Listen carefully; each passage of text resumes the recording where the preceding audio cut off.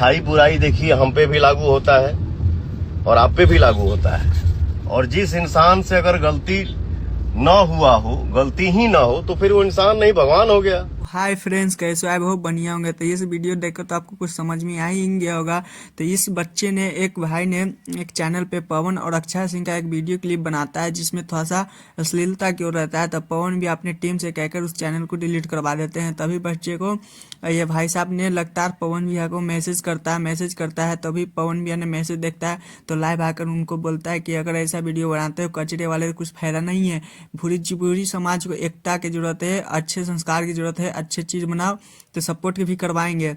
तो ये बच्चे ने ब्लॉग बनाता है तो पवन भैया ने आज लाइव आकर उनको बोल रहे थे कि हाँ अब अच्छे काम कर रहे हो, लड़ाई झगड़ा से कुछ होने जाने वाला नहीं था, क्योंकि झूठ में कैसा ऐसा अफवाह फैलाने के लिए क्या था। तो अब ये पवन भैया ने क्या बोला आप लोग खुद ही सुन लीजिए। सिर्फ अपने गलती की एहसास हो जाए वही इंसान महान होता है।